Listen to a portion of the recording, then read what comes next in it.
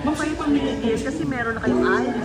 Ay, no, I was just trying to find my way.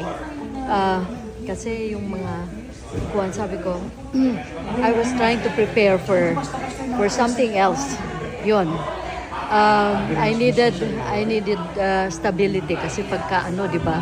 Pagka singer ka, pagka medyo ka na, laos-laos na, hindi ka na nakakaano. You don't earn that much anymore, hindi ka na in demand.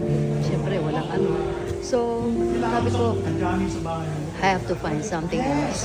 So what did you find?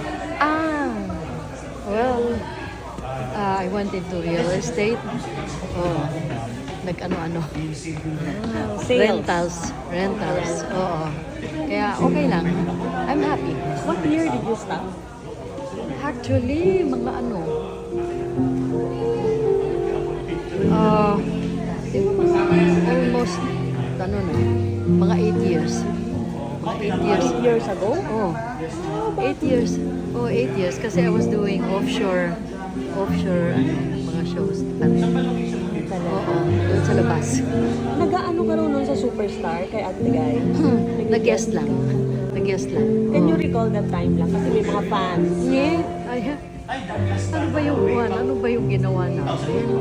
Ano ba yung one? I cannot, hindi ko masyadong, very, very short yung role ko doon. Parang probinsyana. Probinsyana ako doon, kaya medyo, nakakatawa. Yung accent nakakatawa din kasi, syempre, Bisaya, nagtatagalog. Bago sa Manila, ganyan. Ay, nako. So, nag-guest ka sa Superstar? Oo, yung I think once lang yun.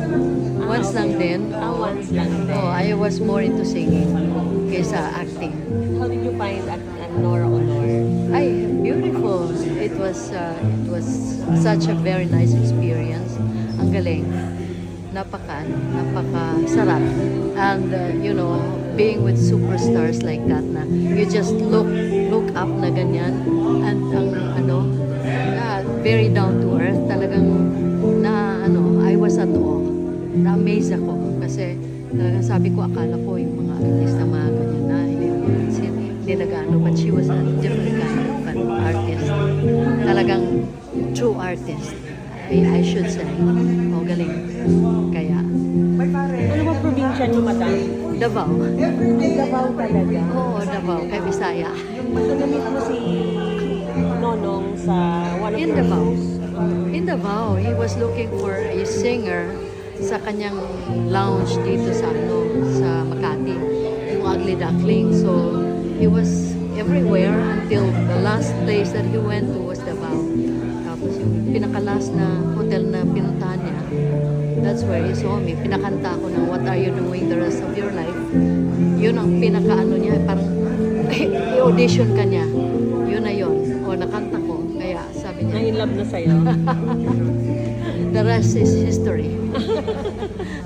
After dinala ako sa Manila. Then after pagpunta dito, kasi I was 4th year in pharmacy noon.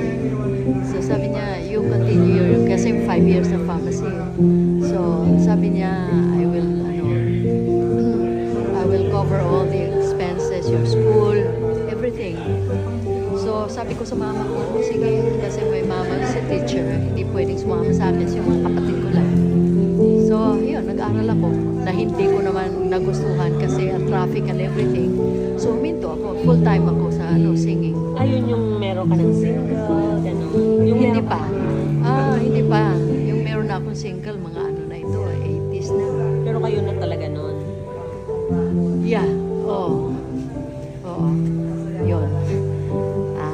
Yun, history na kasi meron ng Bullet, meron ng Lana. Oo, si Bullet tsaka si Si Lana. Yun. Okay. It's nice to... So, na-meet nga namin si Lorna sa lamay ng kanyang yumaong asawa na si Romeo Halushos Sr., na dating congressman ng Zamboanga del Norte. Para sa mga hindi nakakaalam, sila ni Romeo Sr. ay may dalawang anak na si Bullet Halushos at si Lana na magaling ding kumanta.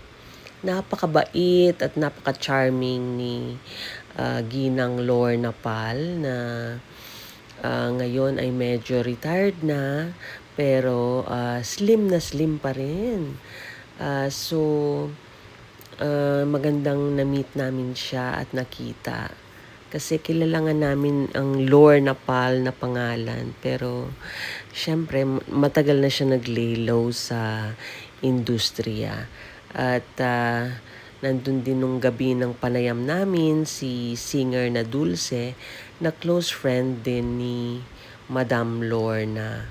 So kami po ay nakikiramay sa pamilya, condolences sa pagkamatay ni Mr. Romeo Halusos.